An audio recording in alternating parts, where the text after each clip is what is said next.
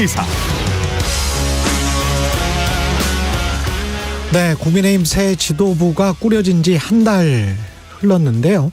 정부 여당의 정책 공조는 잘 이루어지고 있는지 다양한 정치 사회 현안에 대해서 홍준표 대구시장과 이야기 나눠보겠습니다. 안녕하세요, 시장님. 예, 안녕하세요. 예, 대구시는 산불 피해는 조금 없었습니까? 조금 있었는데, 예. 대구시는 이제 산불 원인이 대부분 보면 논두렁 태우다가 이제 산불 나는 경우가 있고, 예. 그 다음에 등산객 실화입니다.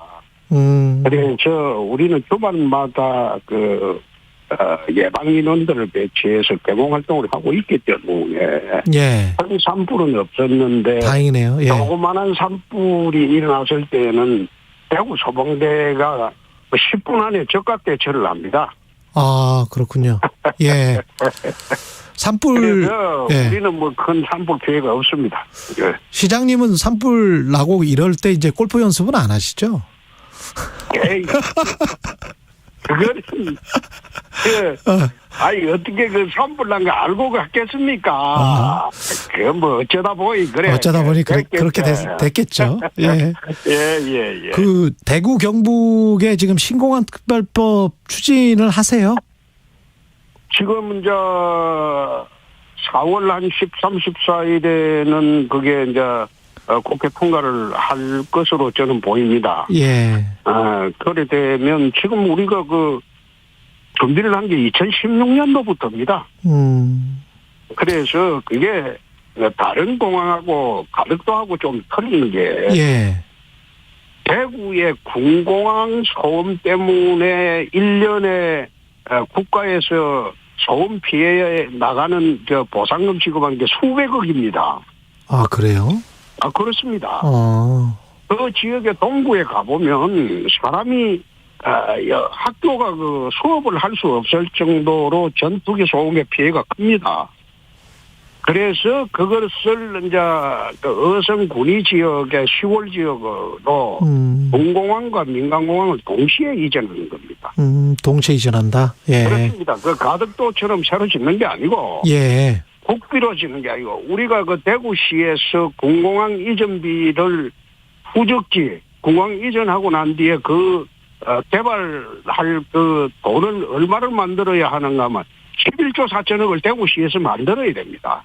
공항을 이전해주고 예. 그 터를 갖다가 받아가지고 이제 개발을 하는 겁니다. 그런 식이군요. 그래서 이거는 국민들이 잘못 알고 계시는 게 예. 가덕도 신공항처럼 생짜배기로 국비 다 들여서 하는 게 아닙니다. 중앙정부 세금이 아니다. 아니 중앙정부가 이제 어떤 경우에 지원을 하면 그렇게 대구시가 해가지고 돈이 모자랄 때 지원하고 예. 그리고 민간공항 부분은 중앙정부에서 해야 되죠. 근데 군공항 시설을 다 같이 이용을 하기 때문에 민간공항 부분은 1조 4천억밖에 되지 않습니다. 예. 가덕도 지금 신공항은 지금 현재 14조가 넘어가지 않습니까? 예. 그럼 가덕도 신공항의 건설비에 10분의 1도 안 돼요. 나머지는 전부 대구시가 군공항 이전한 그 후적지 개발 비용으로 군공항 이전하고 국가가 거기에 이제 민간공항 활주를 하나 더 보충하는 거 그거밖에 없어요. 그렇게 일반적으로 뭐 공항 포퓰리즘 그거하고는 달라요. 알겠습니다. 대구시정에도 여념이 없으신데 네. 아무래도 중앙 정치와 관련해서도 요즘 발언을 좀 많이 하신단 말이죠. 좀 걱정이 되세요? 발언하는 게 이제 예. 사람들은 지방행정에 전념하라 그 이야기하는데 사실 페이스북에 글 쓰는 거는 10분입니다. 그렇죠. 예. 10분도 안 걸려요. 어떤 때는 5분밖에 안 걸려요. 예. 직접 쓰세요? 나는 직접 써줘. 누가 써주는 게 아니고 페이스북이라는 게 예. 정치 일기입니다.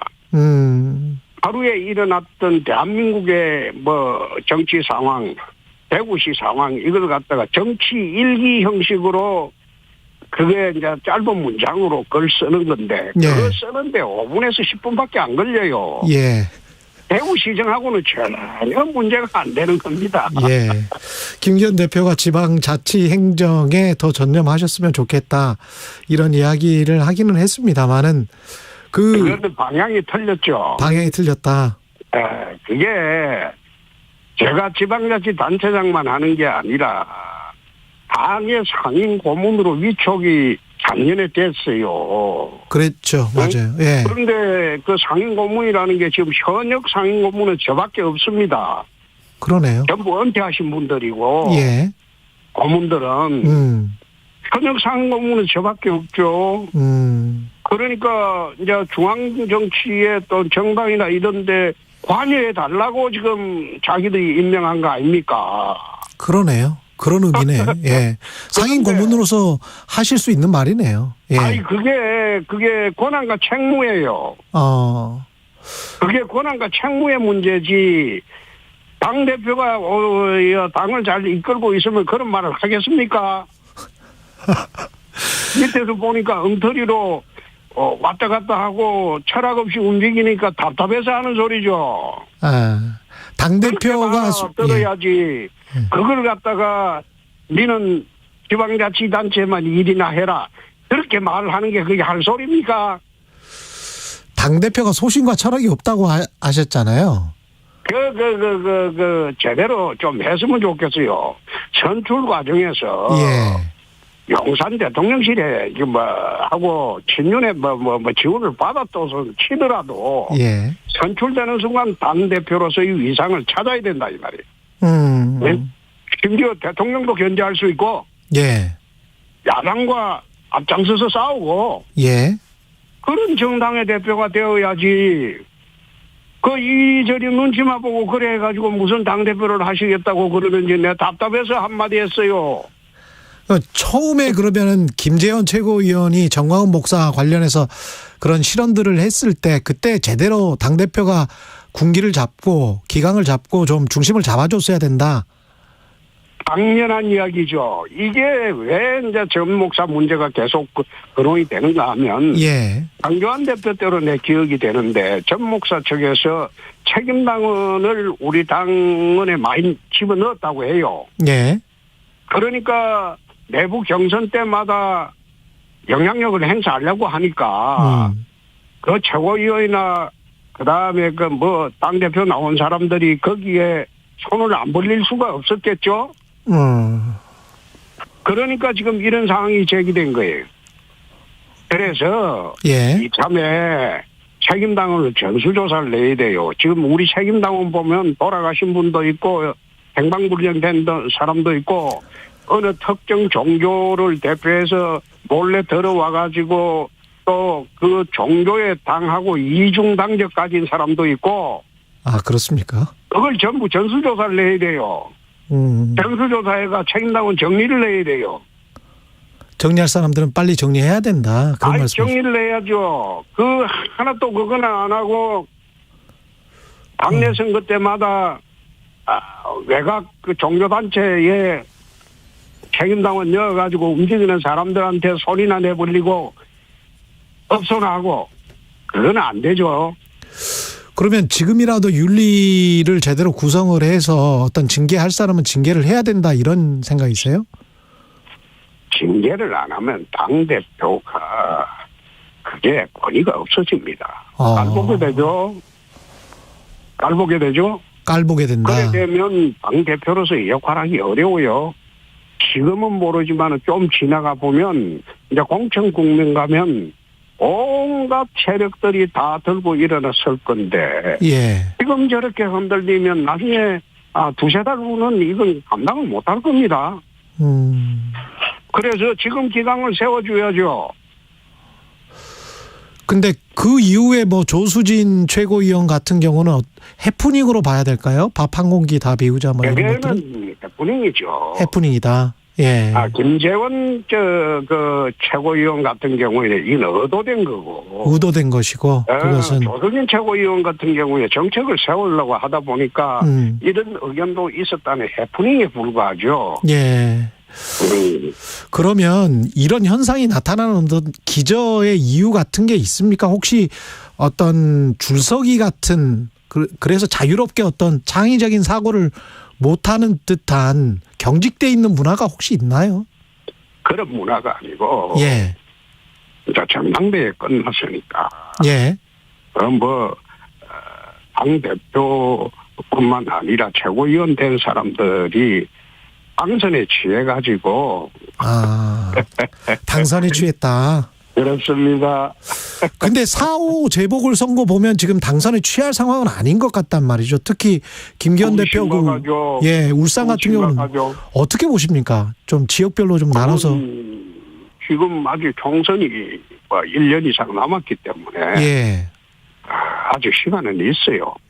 시간이 있고 다시 다 잡아야 되겠죠. 당대표를 중심으로 일사불란하게 좀 여당답게 잡아야 되겠죠. 예. 지금 지지율이나 정체의 지지율이 정체되거나 약간 하락되는 것, 국민의힘이 이거는 심각한 상황이라고 보세요? 아니면은 충분히 되돌릴 수 있다 이렇게 보십니까? 이거는 정치 우리가 출범 초기부터 지금까지 지지율이 정체됐다고 할 거는 없어요. 늘 이루어져 이런 식으로 흘러왔으니까. 출범 초기에 반짝였다가 그 이후로부터는 거의 30%대 아닙니까? 예, 그렇죠. 그것도 변함이 없잖아요. 조금 올라가고 내려가고. 그거에 대해서 어떻게 돌파를 해야 되느냐. 그걸 한번 생각해 보면 좋겠어요. 예. 지금 그게 지지율이 하락했다기보다도 출범 초기 반짝했다가 그 다음부터는 지금까지는 30%대 왔다 갔다 하는 거죠. 네.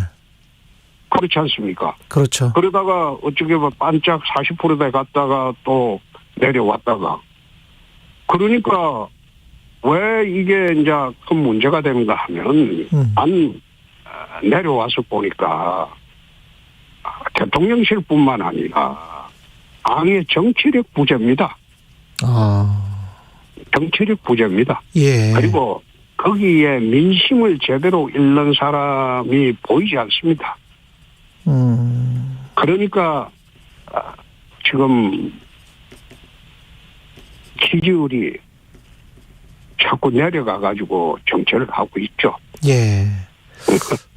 당의 정치력 부재다. 근데 그게 대통령실뿐만 아니라 그러면 대통령실도 정치력이 지금 좀 부재하다 이런 말씀이신가요? 그렇죠. 근데 이번에 이제 한일회담 하고 난 뒤에 돌아와서 대통령실이나 당의 대처를 한번 보십시오. 대통령이 가서 굴욕적인 그런 회담을 하고 오고 싶었겠습니까? 지금 대한민국 상황이 어떻게 돼 있어요? 북핵은 지금 전술핵 시험도 하고 핵폭발 시험도 하고 다 해가지고 갈 때까지 가버렸어요. 온갖 협박을 다 하고 있고 미중 패권 전쟁에 반도체 전쟁이 붙은 지가 오래됐잖아요. 그랬죠. 그러면 미중 패권 전쟁 속에서 한국이 살아가야 할 길이 어디입니까? 북중 사회주의 동맹은 똘똘 뭉쳐 있는데 북한, 러시아, 중국은. 예. 우리는 지금 살아가려면 한미일 자유주의 동맹이라도 같이 뭉쳐야 될 거 아닙니까? 그래서 그 고리가 이번에 징용 문제라. 그거를 미국 측에서도 풀으라고 요구를 하고 요청을 하고 그렇게 하고 있는데 우리가 지금 그 문제 풀려면 우리가 양보하는 수밖에 없잖아요. 그러니까 이런 국제적으로 어려운 상황이고 남북관계가 극한 대치 상황에서 북핵위기 상황에서 우리가 살아갈 길이 뭐냐. 대통령께서 일본 회담하고 와서 이렇게 안 할 방법이 있습니까? 야, 이거 하고 싶었겠습니까? 이렇게 국민들에게 없애으면 이런 식으로까지 몰리질 않는다 이 말이에요.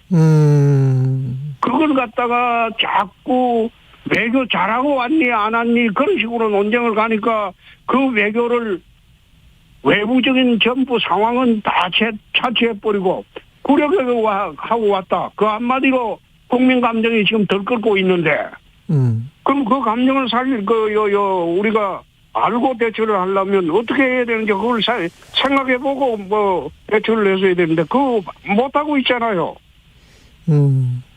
그러니까 지금 그 코너에 몰리는 거죠. 그러니까 국제 정치 환경의 냉혹한 현실을 국민들에게 잘 인식시켰어야 했는데 그걸 갖다가 설명을 했어야죠. 예. 그리고 심지어 대통령께서 홍보수석실에서도 기자회견을 하면서 예. 우리가 이러고 싶었겠느냐. 지금 이것도 왜 방법이 더 있느냐. 북핵이 지금 목전까지 칼이 들어와 있는데 그래서 불가피했다. 그렇게 낮은 자세로 업소를 했으면 이런 식으로 당했겠어요? 당하고 있겠어요? 그러니까 대통령실에서도 국민 감정에 접근하는 방법도 모르고 갔다 와서 이거 한일 문제를 해결하는데 큰 성과를 거뒀다 이러니까 성과는 무슨 성과?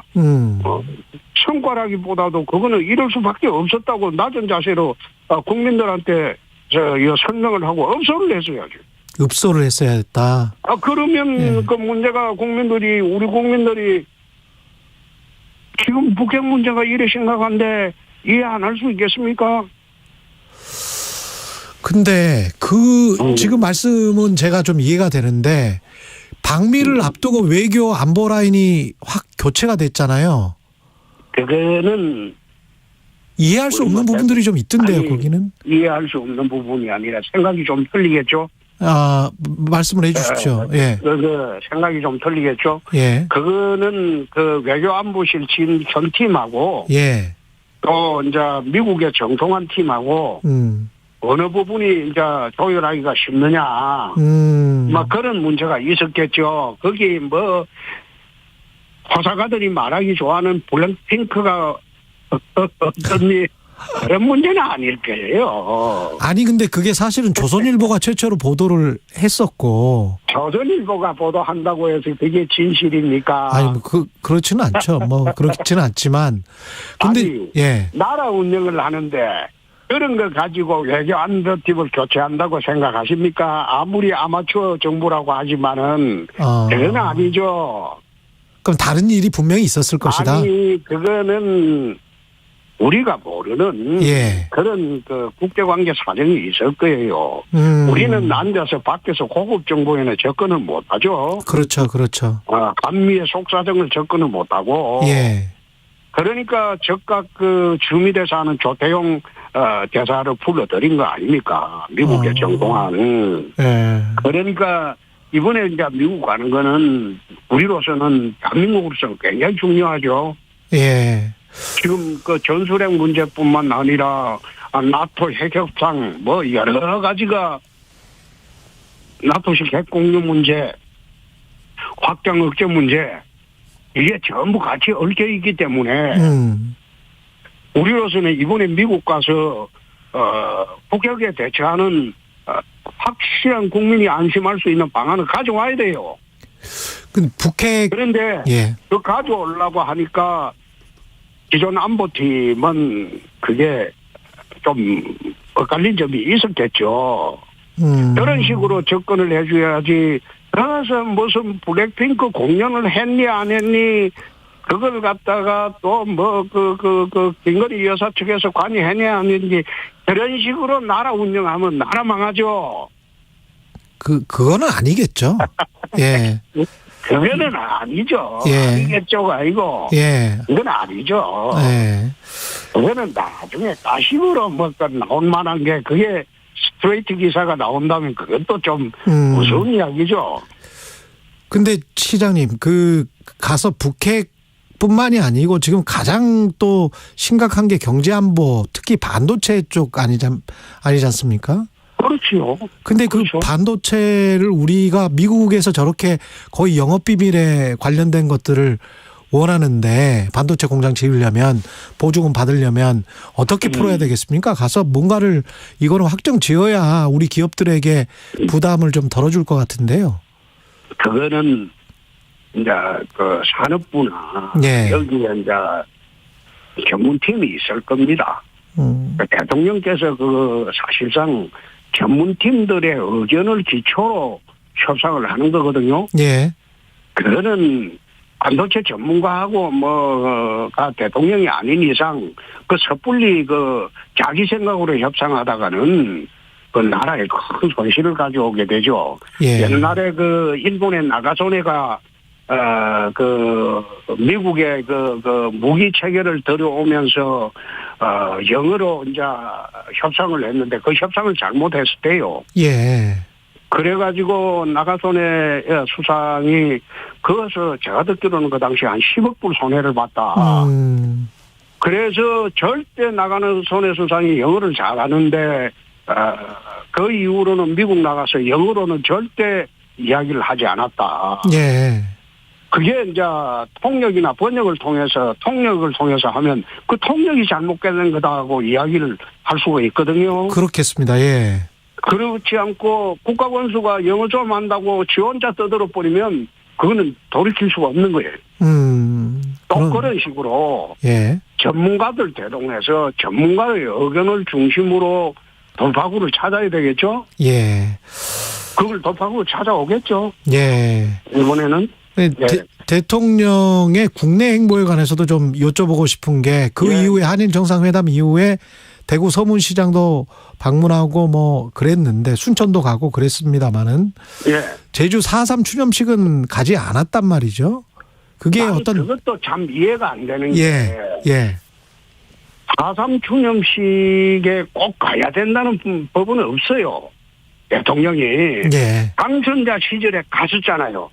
그랬죠. 예. 작년에 갔었죠. 지난해 갔습니다. 예. 네, 그렇죠. 당선자 시절에 갔었고 노무현 대통령께서도 그게 아마 재임 중에 한 번 갔을 겁니다. 그래서 이번에는 방미 문제도 있고 여러 가지 현안도 있으니까 국무총리가 가서 이야기해도 되는 거죠.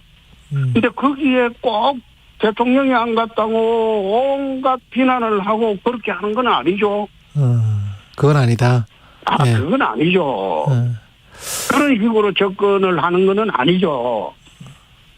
지금 대통령 임기가 앞으로 4년 더 남았는데, 예. 내년에도 갈 수 있고, 후내년에도 갈 수 있는 거죠. 근데 그걸 갖다가 꼭 금년에 그 자리에 지금 다른 현황이 있어 못 갔다는데, 그걸 안 갔다고 그런 식으로 비난하면 안 되죠. 예. 또 그걸 실드 치려고 김재원 최고가 말하는 것도 그건 어처구니 없는 실드죠. 격이 낮다. 아니 그 말도 안 되는 소리죠. 그런 식으로 하니까 당 지지율이나 대통령실의 지지율이 자꾸 떨어지는 겁니다. 한쪽에서 정치적으로 보는 분들은 정치평론가들은 김재원 최고위원을 시장님이 비판을 좀 자주 하시는 게 결국은 대구, 영남, 경북의 어떤 패권, 맹주 뭐 이런 어떤 싸움이 아니냐 이렇게 또 평가하시는 분들도 있죠. 평한 평론가들이요. 그래요? 그래요? 그거는 네. 그거는 아무것도 모르는 지 혼자 짓거리는 멍청한 평론가들이야. 멍청합니까? 멍청하지. 예. 내가 영남 패권 노리고 있는 사람입니까? 그리고 예. 박근혜 대통령 정무수석 하다가 박근혜 망하는데 가장 주범인 사람을 내가 그 사람을 갖다가 그 영남 패권을 노릴 수 있는 사람이라고 생각을 하겠습니까? 그렇게 생각도 하지 않는다. 예. 참네. 그러니까 평론가들이라는 게 누가 그런 말을 하는지 모르지만 참으로 멍청한 그 평론가들 말이 예. 언론에 돌아다니고 유튜브를 통해서 특히 요즘 페이크뉴스를 양산하는 유튜브 통해서 돌아다니는 거 보고 참 대한민국 참 어지러워졌다. 힘들어졌다. 정론 언론이 없어지니까 위축되고 자꾸 없어지니까 그래요. 그렇습니다. KBS도 정신 차려야 돼. 알겠습니다. 정신 차리겠습니다. 예. 영남 패권은 노리시지 않지만 전국 패권은 노리시잖아요. 그거는 나중에 이야기. 나중에 이야기고. 예. 그건 지금 대구 시정을 그렇죠. 예. 하고 있잖아요. 예, 알겠습니다. 민주당 이야기 좀 여쭤보겠습니다. 후쿠시마를 방문했는데 이게 어떤 성과를 낼 수 있는 방문이라고 생각하세요? 쇼죠. 쇼다. 예. 국민 상대로 하는 쇼죠. 예. 국민 상대로 하는 쇼고, 뭐, 그래 한다고 해서, 우리나라 국민들이 그렇게 쉽게 이제 흔들리지도 않을 거예요. 우리는 뭐, 광우병에, 그때 이제 민주당하고, 그 세력들이 변동하는 것도 봤으니까, 예. 뭐, 더 이상 흔들리지는 않을 거예요. 뭐, 정치 쇼죠. 민주당 이재명 대표가 이제 그 한일 외교 계속 비판을 하면서 민생 행보에 주력하고 있는데요. 이게 어느 정도 먹힐 것이다라고 보세요? 아니면 어떻게 보십니까? 글쎄요. 나는 그 민주당 이재명 대표보다도 예. 민주당이 참 딱하다고 생각이 되는 게 예. 외통수에 걸렸어요. 외통수에 걸렸다. 네. 이재명 대표라는 그분의 외통수에 걸려가지고 이러지도 저러지도 못하잖아요. 지금 국가 지도자 중에서 그렇게 많이 비리에 휩싸여가지고 앞으로도 더 몇 건이 기소돼가지고 법원의 심판을 받아야 될지도 모르는 분을 안고 내년 총선을 치러야 되니까 예. 이러지도 못하고 저러지도 못하고 외통수에 걸렸죠. 그래서 난 민주당에 또 정치를 제가 한 30년 했으니까. 그렇죠. 친한 사람도 있고. 예. 그 다음에 잘 아는 사람도 있어요. 예. 또 원로들하고도 친하고. 그런데 참 딱하게 보이는 게 외통수에 걸렸다. 지금이야 지지율이 어떻게 될지 모르지만 시간이 가면 갈수록 참 어려워지지 않겠나. 재판 때문에? 재판이 아니라 온갖 비리에 다 얽혀있는 분을 당대표로 모시고 총선을 치르려고 하는데 그게 처음에는 이게 정치적인 보복이다 할 수 있을지 모르나 그게 나중에 사건 수가 많아지고 얽히고 그러면 내일같이 보도될 건데 그 국민들이 그거 받아들일 수 있겠어요? 힘들어지겠죠? 예. 지금 한 30초밖에 안 남았는데요. 마지막으로 오늘 국민의힘 새 원내대표가 선출되는 날인데 좋은 한 말씀 누가 될 것 같습니까? 혹시 뭐. 누가 될 것 같다기보다도 지금 지도부가 전부 영남입니다. 예. 정책위 의장도 그렇고 당 상임력이 그래서 수도권을 대표하는 사람이 무슨 한 사람이라도 있어야지 그게 판이 짜여지겠죠. 알겠습니다. 그래서 개인적으로는 나는 뭐 대구 출신이 됐으면 좋겠습니다만은 당이나 대통령실이나 우리 정권을 위해서는 전부 이제 지역적인 분배가 이루어져 가지고 한 마음이 되는 게 좋지 않겠느냐. 나는 그런 생각도 합니다. 예, 여기까지 듣겠습니다. 홍준표 대구시장이었습니다. 고맙습니다, 시장님. 네, 고맙습니다.